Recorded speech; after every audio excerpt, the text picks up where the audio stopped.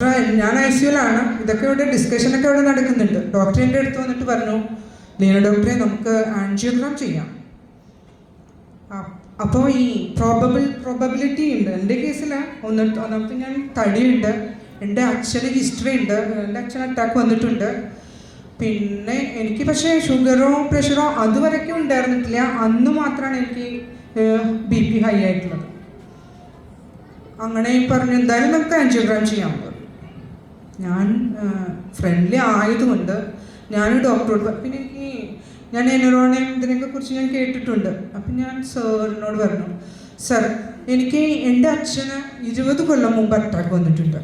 അച്ഛന് മെഡിക്കൽ മാനേജ്മെൻറ്റിൽ മാറിയിട്ടുണ്ട്.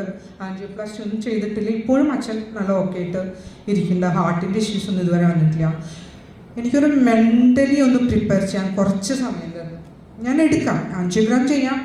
അല്ലാതെ എനിക്ക് അത് ചെയ്യില്ലാന്നോ അല്ലെങ്കിൽ ഡോക്ടറുടെ മെഡിക്കൽ അഡ്വൈസിന് അഗെയിൻസ്റ്റ് ആയിട്ട് നിൽക്കാനൊന്നും പറ്റില്ല. എപ്പോൾ വേണമെങ്കിലും ഞാനും കുഴഞ്ഞു വീണ് മരിക്കാം.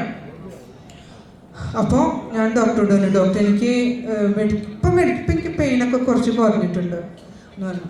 അപ്പോൾ ഡോക്ടർ പറഞ്ഞു, എന്നാൽ ശരി നമുക്ക് മെഡിക്കൽ മാനേജ്മെൻറ്റ് ചെയ്യാം. 4 days എന്നെ ICUവിൽ അഡ്മിറ്റാക്കി. 3 ദിവസം എന്നെ റൂമിലോട്ട് കിടത്തി ട്രീറ്റ് ചെയ്തു. 15 days സ്ട്രിക്റ്റ് റെസ്റ്റും പറഞ്ഞ് എന്നെ വിട്ടു. അപ്പം എനിക്ക് പെയിൻ കുറവുണ്ട്, പക്ഷേ നോട്ട് വെൽ. ഞാൻ വീട്ടിൽ വന്ന് നേരെ പിറ്റേ ദിവസം തന്നെ ഞാനും ഹസ്ബൻഡും കൂടി പുതുക്കാട് താലൂക്ക് ഹോസ്പിറ്റലിൽ പോയി. ലീവ് കൊടുത്തു.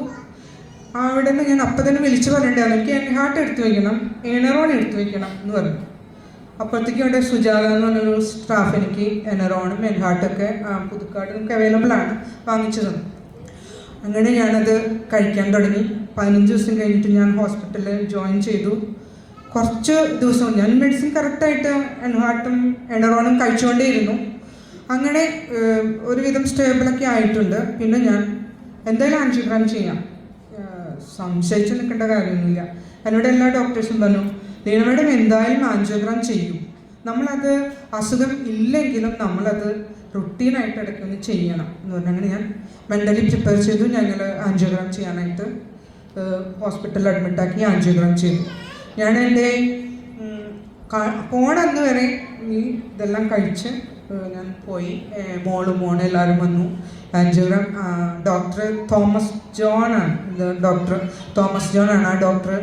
ആൻജിയോഗ്രാം പോസിറ്റീവ് ആണെങ്കിൽ നമുക്ക് ആൻജിയോപ്ലാസ്റ്റി ചെയ്യാം. അങ്ങനെ എല്ലാ പ്രിപ്പറേഷനോടും കൂടി ഞങ്ങൾ ഹോസ്പിറ്റലിൽ അഡ്മിറ്റായി.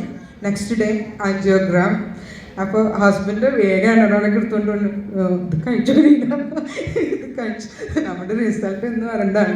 അതിൻ്റെ ഇതൊക്കെ കഴിച്ച് ഞങ്ങൾ ദൈവത്തൊക്കെ വിചാരിച്ച് ഹോസ്പിറ്റലിൽ പോയി. എന്നിട്ട് ഇങ്ങനെ ഡോക്ടർ ഹോസ്പിറ്റലിൽ നമ്മുടെ റൂമിലോട്ടൊക്കെ കൊണ്ടുപോയി ആൻജിയോഗ്രാമൊക്കെ ചെയ്തു കഴിഞ്ഞപ്പോൾ ഡോക്ടറിനോട് പറഞ്ഞു, വാട്ട് എ മിറാക്കിൾ, ഒരു ബ്ലോക്ക് ഇല്ലല്ലോ എന്ന് പറഞ്ഞു. സെറ്റാണ്, ഒറ്റ ബ്ലോക്കില്ല. അപ്പം ഞാൻ അവിടെ കിടന്നുകൊണ്ട് തന്നെ ഞാൻ താങ്ക്സ് പറഞ്ഞത്. Thanks and heart, thank you David Paul Fardin sir. അതാണ് ഞാൻ എൻ്റെ മനസ്സിൽ ഞാനന്ന് വിചാരിച്ചത് കേട്ടോ. അങ്ങനെ അപ്പം എനിക്ക് ഇതിനെക്കുറിച്ച് നല്ല ബോധ്യം.